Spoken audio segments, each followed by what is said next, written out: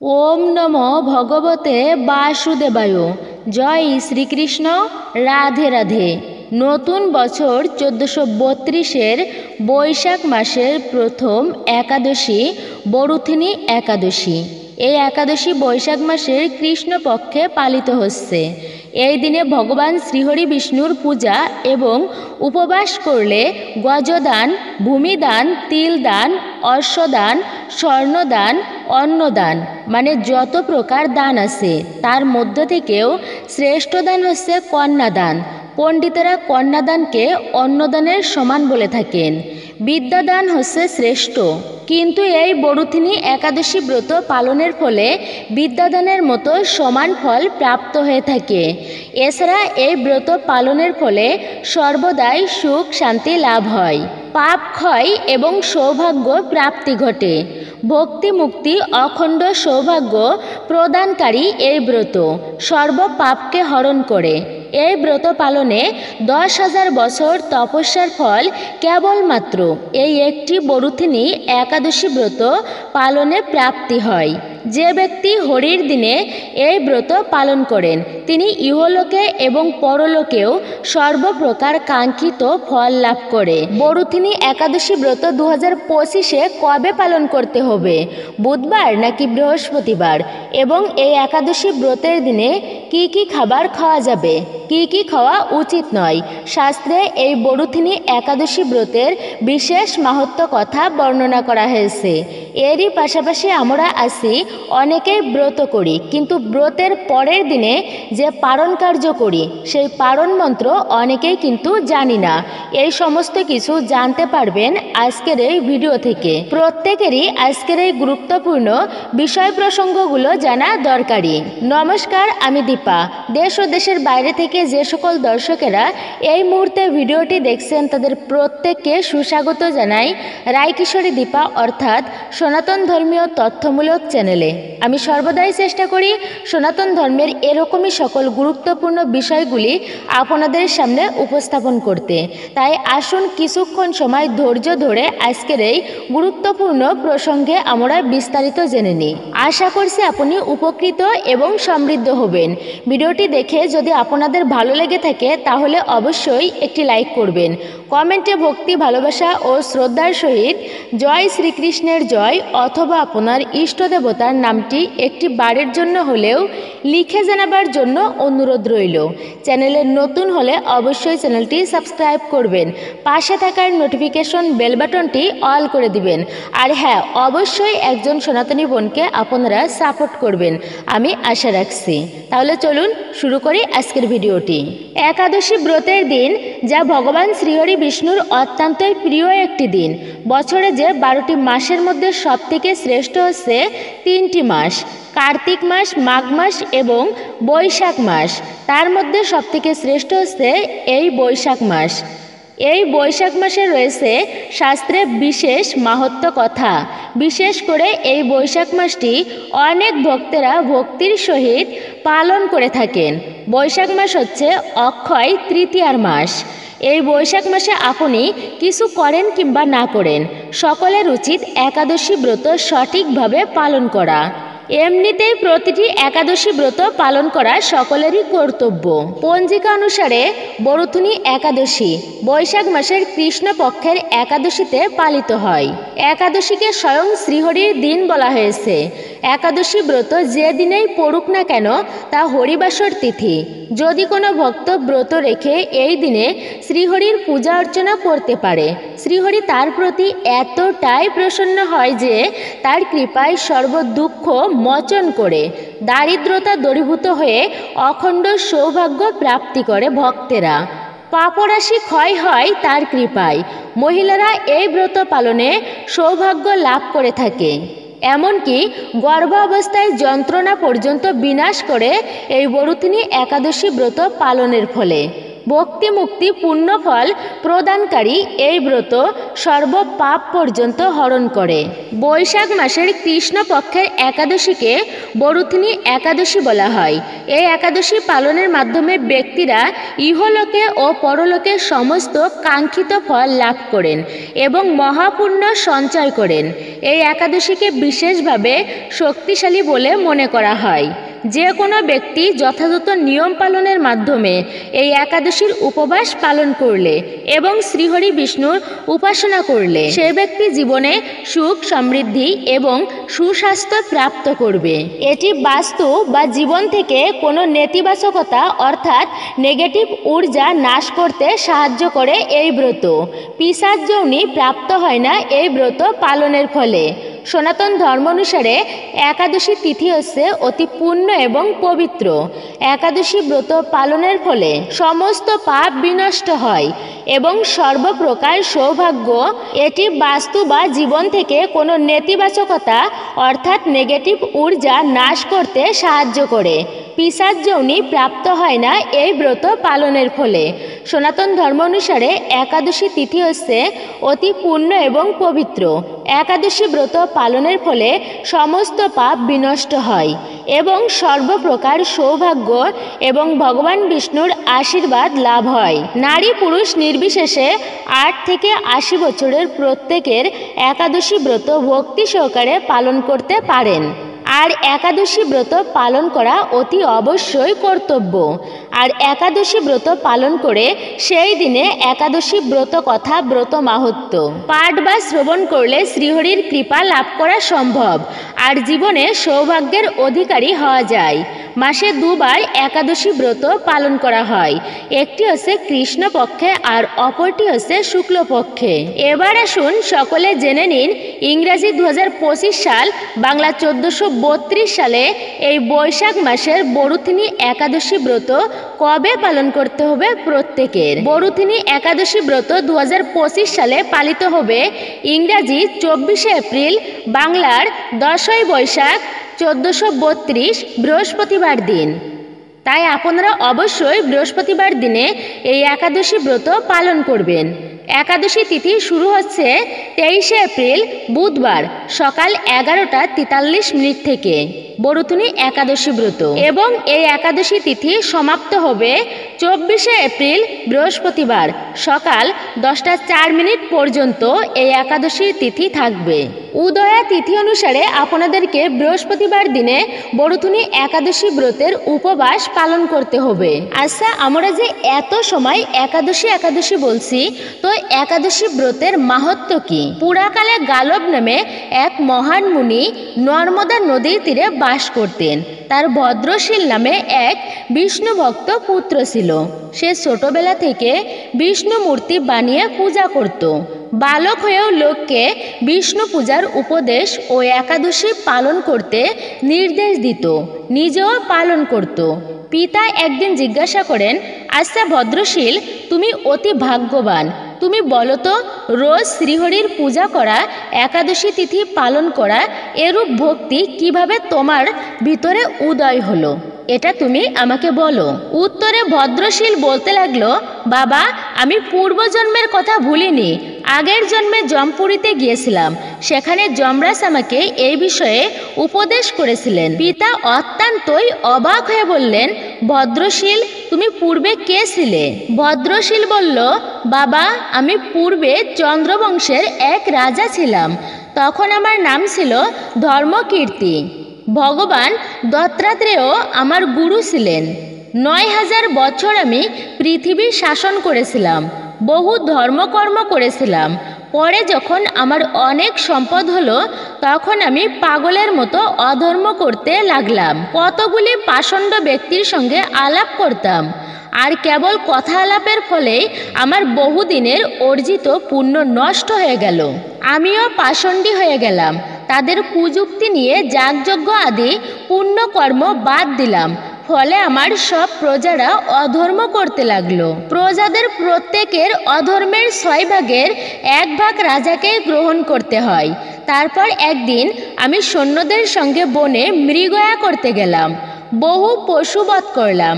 তারপর আমি ক্ষুধা তৃষ্ণায় কাতর ও ক্লান্ত হয়ে রেবা নদীর তীরে গেলাম। প্রখর রোদে তপ্ত হয়ে নদীতে স্নান করলাম, কিন্তু তারপর আমার কোনো সেনাকে দেখতে না পেয়ে চিন্তিত ও অতিশয় ক্ষুধার্ত হলাম।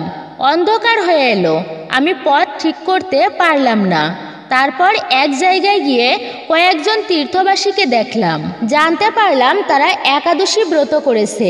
তারা সারাদিন কিছুই খায়নি, জলপান পর্যন্ত করেনি। আমি তাদের সঙ্গে পড়ে রাত্রি জাগরণ করলাম, কিন্তু ক্লান্তি ক্ষুধা পিপাসায় কাতর হয়ে রাত্রি জাগরণের পর আমার মৃত্যু হলো।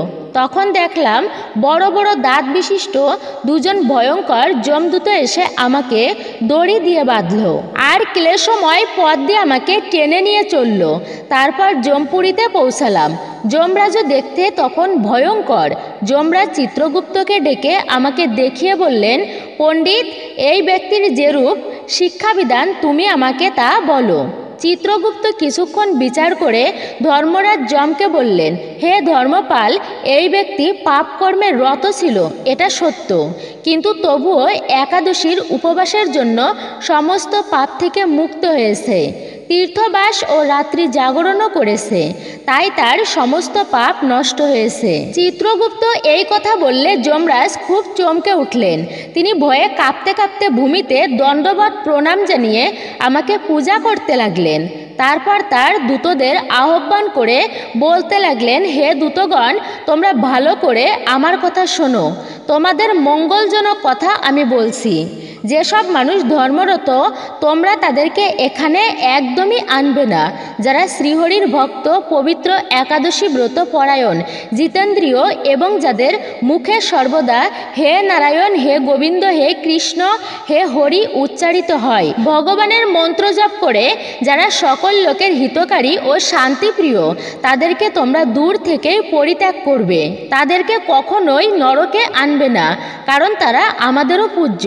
কারণ সেই সব ব্যক্তিকে আমার শিক্ষা দেবার অধিকার নেই। যারা সর্বদা হরিনামে আসক্ত, সর্বদা হরিকথা শ্রবণে আগ্রহী, যারা পাষণ্ডগণের সঙ্গ করে না, ভক্তদের শ্রদ্ধা করে, সাধু সেবা অতিথি সেবা পরায়ণ, তাদেরকে পরিত্যাগ করবে।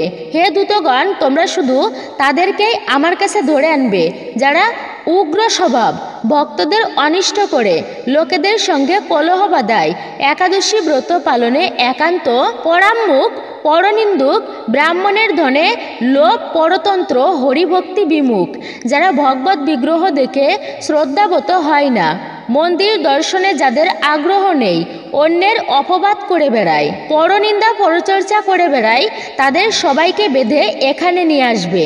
যমরাজের মুখে এসব কথা শুনে আমি আমার পাপ কর্মের জন্য অত্যন্তই অনুশোচনা করতে থাকি। তারপর আমি সূর্যের মতো উজ্জ্বল দেহ লাভ করলাম।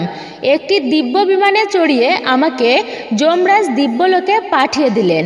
কোটি কল্প সেখানে অবস্থান করার পর ইন্দ্রলোক স্বর্গে নেমে আসি আমি। সেখানে বহুকাল যাবৎ অবস্থান করার পর এই পৃথিবীতে এসে সদাচারী মহান ব্রাহ্মণ কুলে জন্মগ্রহণ করেছি।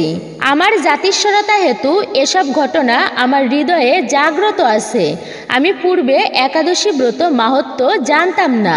অনিচ্ছাকৃতভাবে যখন একাদশী পালনে এত ফল লাভ করেছি, তাহলে ভক্তি সহকারে একাদশী ব্রত উপবাস করলে কি প্রকার ফল লাভ করতে হয় তা আমি জানি না।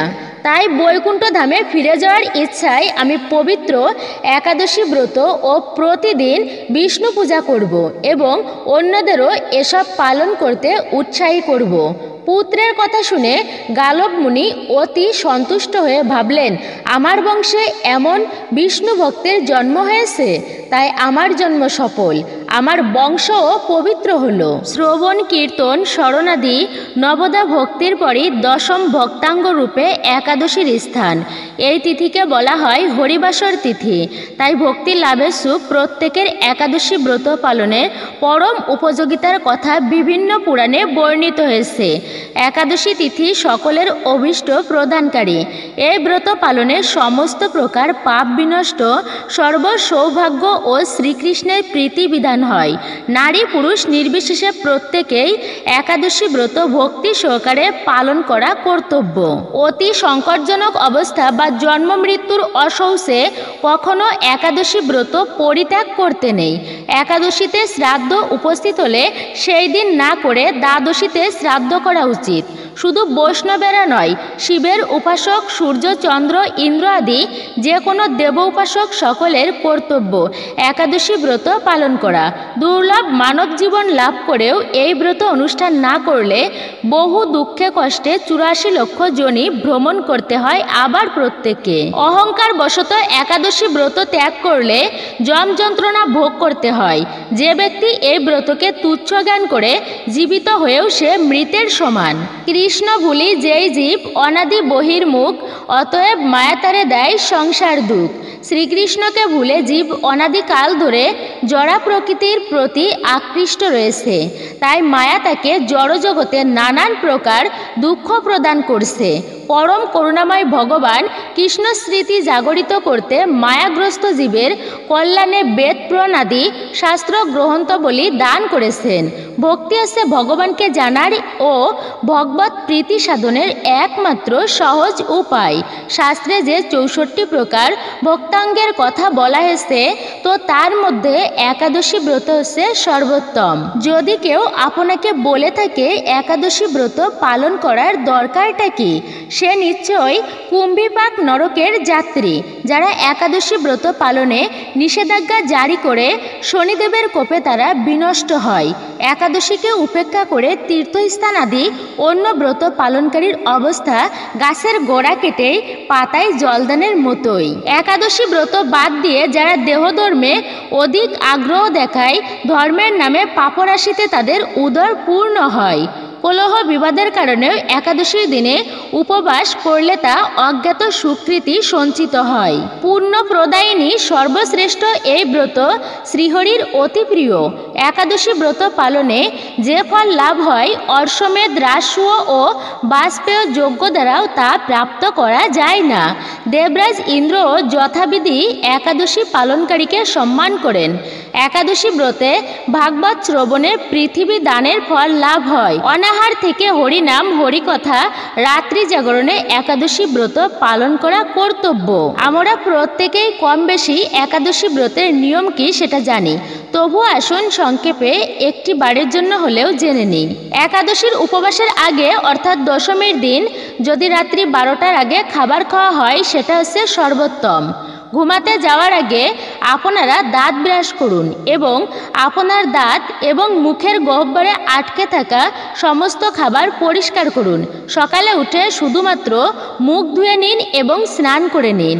অবশ্যই একাদশীর আগের দিনে সংযম পালন করতে হয়, তো সকল ব্রতের আগের দিনে কিন্তু সংযম পালন করতে হয়, মানে নিরামিষ খাবার গ্রহণ করতে হয় প্রত্যেকের। কারণ পরের দিনে একাদশী ব্রতের জন্য প্রস্তুতি নিতে হয়, মানে সংকল্প নিতে হয়। একাদশীর প্রধান কাজ হলো নিরন্তরভাবে ভগবানকে স্মরণ করা। সুতরাং আপনি যে নিয়মে ব্রত পালন করুন না কেন, ভক্তি সহকারে ভগবানকে স্মরণ করাই আপনার যেন প্রধান কাজ হয়। আমরা একাদশী পালনের সাত্ত্বিক নিয়মের কথা বলছি, প্রত্যেকের তা পালন করা উচিত। তো একাদশীর দিনে আপনি খুব ভোরে ভোরে ঘুম থেকে উঠবেন। ঘুম থেকে উঠে স্নান কার্য সম্পূর্ণ করে ভগবানের মঙ্গল আরতিতে অংশগ্রহণ করবেন। সামর্থ্য থাকলে দশমীতে এক আহার, একাদশীর দিন নিরুম্ব উপবাস এবং দ্বাদশীতে এক আহার করা উচিত। শুধুমাত্র একাদশীতে ক্ষুধার্ত থাকা অসম্ভব যদি হয়, তাহলে অবশ্যই আপনি ফলমূল এবং বিভিন্ন প্রকার সবজি গ্রহণ করতে পারেন। তবু তা ভগবানকে নিবেদন করে তারপর সেই সবজি প্রসাদ হিসেবে আপনি খেতে পারেন। সমর্থের পক্ষে রাত্রি জাগরণের নিয়ম রয়েছে। যদি কেউ একাদশী ব্রত নির্জলাভাবে পালন করতে পারেন তাহলে সেটা বলা হয়েছে সর্বোত্তম। অনেকেই আছেন একাদশীর দিনে সবজি কাটেন, তো একাদশীর দিনে সবজি কাটার সময় অবশ্যই খেয়াল রাখবেন যেন কোথাও কেটে না যায়। একাদশীতে রক্তক্ষরণ এটা হচ্ছে নিষিদ্ধ। তো নিষিদ্ধ কার্যের মধ্যে একটা হচ্ছে রক্তক্ষরণ। অনেকেই দাঁত ব্রাশ করার সময় দাঁতের গোড়া থেকে রক্তপাত হয়, তাই একাদশীর আগের দিনে রাতে দাঁত ব্রাশ করাটাই হচ্ছে ভালো। চলমান একাদশীতে একাদশীর মাহাত্ম্য কথা ভাগবত ভক্তের শ্রীমুখ হতে শ্রবণ করা উচিত বা নিজে পাঠ করা উচিত। যারা একাদশীতে একাদশীর প্রসাদ রান্না করেন তাদেরকে অবশ্যই পাঁচফোড়ন ব্যবহারের সতর্কতা অবলম্বন করা উচিত। সবজি রন্ধনে কখনোই সরিষার তেল এবং তিলের তেল ব্যবহার করবেন না, সয়াবিন তেল ব্যবহার করা উচিত নয়। সবজি রন্ধন করার সময় ঘি অথবা বাদাম তেল বা সূর্যমুখীর তেল দিয়ে রন্ধন করা অবশ্যই উচিত এবং রন্ধনের পর তা ভগবানকে নিবেদন করে সেই প্রসাদই একাদশী ব্রতের দিনে আপনি গ্রহণ করতে পারেন। একাদশী ব্রতের দিনে শরীরে কোনো প্রকার প্রসাধনী ব্যবহার করা যাবে না, এটা নিষিদ্ধ রয়েছে শাস্ত্রে। সুগন্ধিযুক্ত সাবান, শ্যাম্পু, তেল ইত্যাদি ব্যবহার করা যাবে না। বিশেষত একাদশীর দিনে পঞ্চ রবিশস্যকে একদমই নিষিদ্ধ করা হয়েছে। পঞ্চ রবিশস্যর প্রথমটি হচ্ছে ধান, যেমন ধান থেকে তৈরি চাল, মুড়ি, চিরা, সুজি, পায়েস, খিচুড়ি, চালের পিঠা, খই ইত্যাদি। দ্বিতীয়ত হচ্ছে গম, গম থেকে তৈরি ময়দা, সুজি, বেকারি রুটি বা সব ধরনের বিস্কুট, হরলিক্স ইত্যাদি। তৃতীয়ত হচ্ছে বার্লি বা ভুট্টা, বার্লি বা ভুট্টা থেকে তৈরি ছাতু, খই, রুটি ইত্যাদি। চতুর্থ হচ্ছে ডাল, মুগ ডাল, মাসকলাই, খেসারি, মুসুরি, ছোলা, ফেলন, মটরশুঁটি, বরবটি এবং অরহর ইত্যাদি। পঞ্চমত হচ্ছে সরিষার তেল, সয়াবিন তেল, তিলের তেল ইত্যাদি।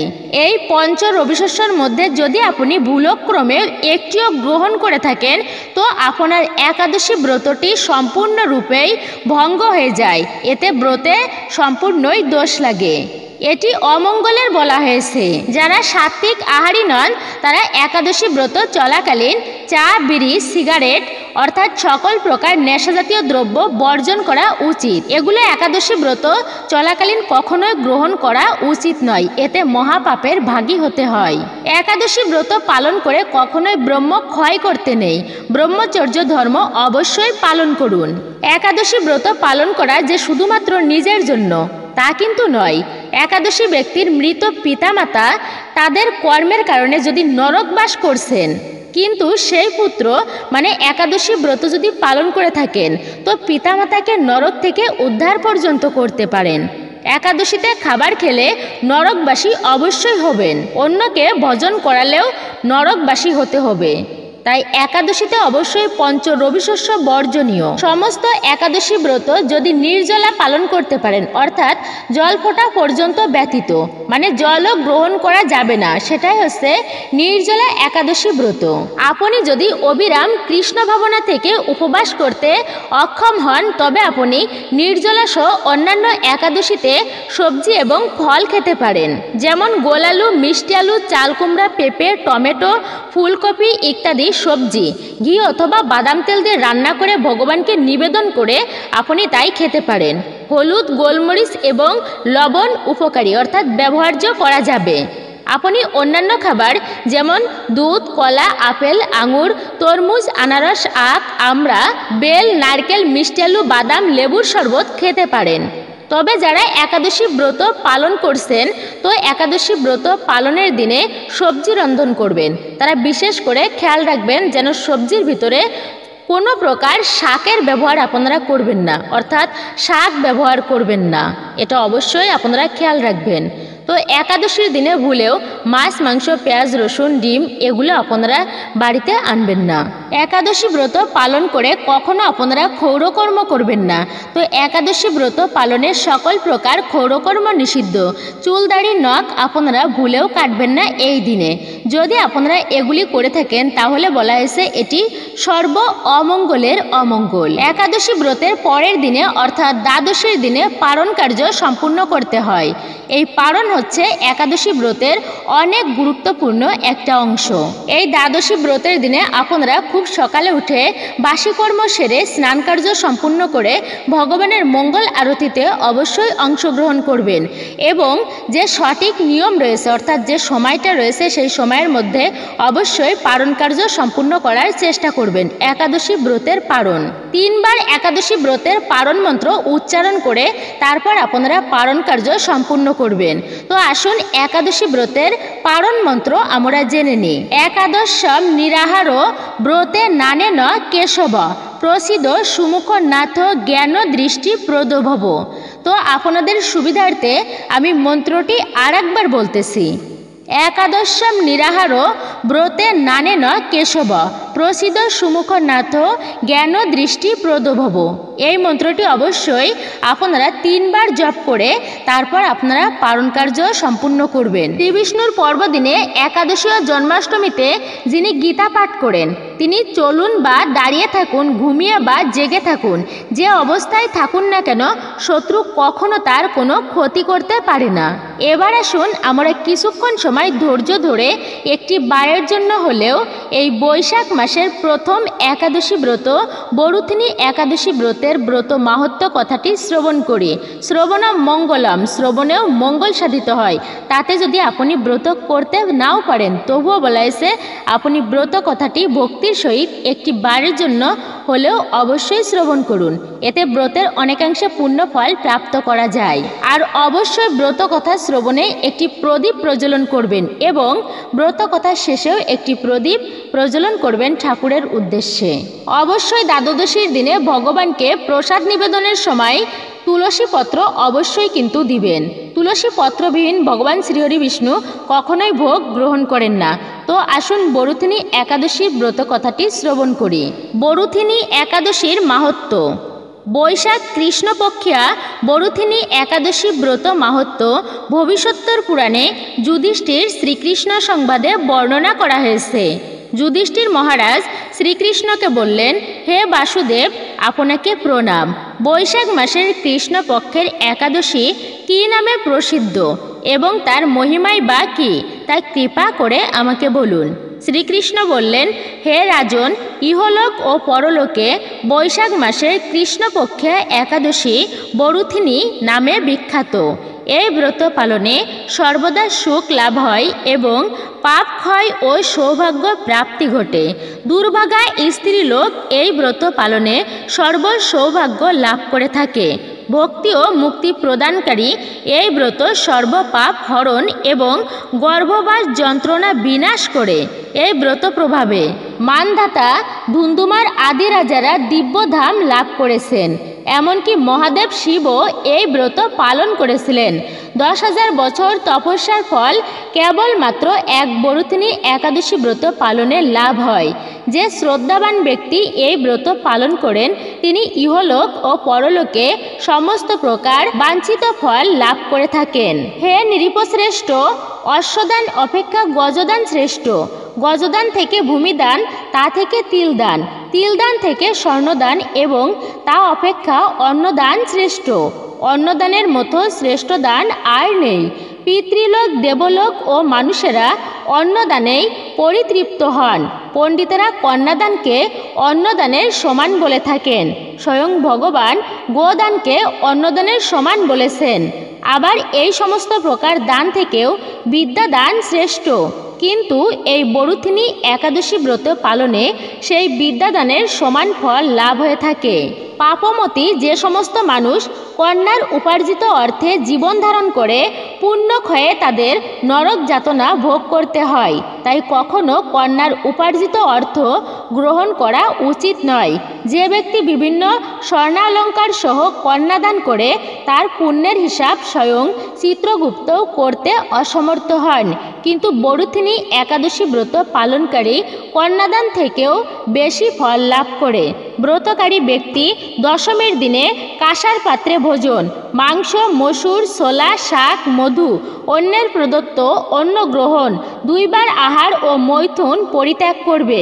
দ্যুতক্রিয়া, নেশাজাতীয় দ্রব্য, দিবানিদ্রা, পরনিন্দা, পরচর্চা, প্রতারণা, চুরি, হিংসা, মৈথুন, ক্রোধ ও মিথ্যা বাক্য একাদশীর দিনে বর্জনীয়। কাঁসার পাত্রে ভোজন, মাংস, মসুর, মধু, তেল, মিথ্যা ভাষণ, ব্যায়াম, 2 বার আহার, মৈথুন এসব কিন্তু দ্বাদশীর দিনেও পরিত্যাজ্য, মানে একাদশী ব্রতের পালনের দিনেও পরিত্যাজ্য। হে রাজন, এই বিধি অনুসারে বরুথিনী একাদশী ব্রত পালনে সকল প্রকার পাপের বিনাশ এবং অক্ষয় গতি লাভ হয়।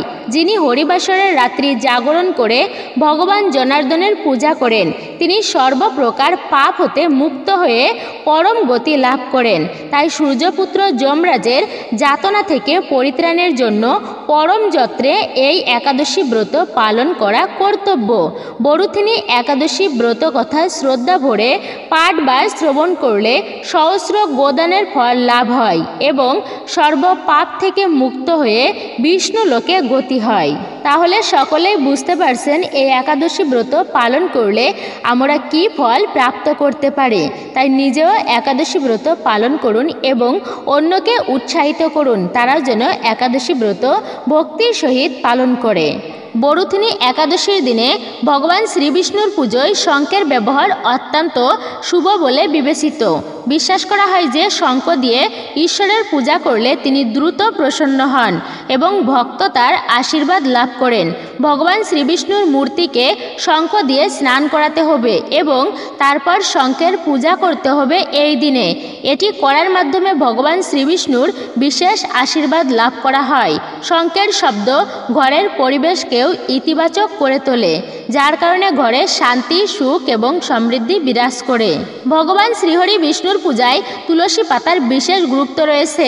বরুথিনী একাদশীর দিন ভগবান শ্রীবিষ্ণুর পুজোয় বিষ্ণুপ্রিয়া তুলসী পাতা নিবেদন করলে দ্রুত ভগবানের আশীর্বাদ লাভ করা যায়। এটা বিশ্বাস করা হয় যে পুজোয় তুলসী পাতা ব্যবহার করলে পূর্ণ ফল লাভ হয় এবং জীবনে সমৃদ্ধি ও সুখ আসে। যে সকল ব্যক্তিরা মানসিক শান্তি এবং সমৃদ্ধি চান তাদের জন্য এই সমাধানটি বিশেষভাবে ফলপ্রসূ। সনাতন হিন্দু ধর্মে হলুদ রং ভগবান বিষ্ণুর সঙ্গে সম্পর্কিত এবং এটিকে শুভ বলে মনে করা হয়। বরুথিনী একাদশীর দিন ভগবান শ্রীহরি বিষ্ণুর উদ্দেশ্যে হলুদ ফুল, হলুদ চন্দন, হলুদ ফল এবং হলুদ মিষ্টি নিবেদন করুন। এর সঙ্গে সঙ্গে নিজেদেরও হলুদ রঙের পোশাক পরার চেষ্টা করা উচিত। হলুদ রং সৌভাগ্য, সমৃদ্ধি এবং ইতিবাচকতার প্রতীক। এই দিনে হলুদ রং ব্যবহার করলে একজন ব্যক্তি ভগবান বিষ্ণুর আশীর্বাদ লাভ করেন এবং তার জীবনে সুখ বজায় থাকে। বরুথিনী একাদশীর দিনে ভগবান শ্রীহরি বিষ্ণুর পূজায় গাওয়া ঘিয়ের প্রদীপ জ্বালানো উচিত। এটা অত্যন্ত শুভ ফলদায়ক। এই উপায়ের মাধ্যমে ভগবান শ্রীহরি বিষ্ণুর আশীর্বাদ দ্রুত প্রাপ্ত হয় এবং জীবনে সমৃদ্ধি বিরাজ করে। গাওয়া ঘি দিয়ে জ্বালানো প্রদীপ ঘরে ইতিবাচক শক্তি বয়ে আনে এবং ঘরে শান্তি, সুখ ও সমৃদ্ধির পরিবেশ বিরাজ করে। এই প্রতিকারটি বিশেষ করে একাদশীর দিনে এবং পূর্ণ নিষ্ঠার সঙ্গে করা উচিত। এই প্রতিকারটি হরে কৃষ্ণ কৃষ্ণ কৃষ্ণ হরে হরে, হরে রাম রাম রাম হরে হরে। জয় শ্রীকৃষ্ণ, রাধে রাধে। এই ছিল আমাদের আজকের ভিডিওটি আপনার কাছে কেমন লেগেছে তা কমেন্ট করে অবশ্যই জানাবেন। যদি ভালো লেগে থাকে তাহলে একটি লাইক করবেন। কমেন্টে ভক্তি, ভালোবাসা ও শ্রদ্ধার সহিত জয় শ্রীকৃষ্ণের জয়, জয় শ্রীহরি বিষ্ণুর জয় অথবা আপনার গুরুদেবের নামটি একটি বারের জন্য হলেও লিখে জানাবার জন্য বিশেষভাবে অনুরোধ রইল। চ্যানেলে নতুন হলে অবশ্যই চ্যানেলটি সাবস্ক্রাইব করবেন। পাশে থাকার নোটিফিকেশন বেল বাটনটি অল করে দিবেন আর অবশ্যই সনাতনী বোনকে সাপোর্ট করবেন আমি আশা রাখছি। তাহলে সকলে ভালো থাকুন, সুস্থ থাকুন, পরম করুণাময় ঈশ্বরের অশেষ কৃপায় আবারও আপনাদের সাথে দেখা হবে নতুন কোনো ভিডিওর বিষয় প্রসঙ্গ নিয়ে।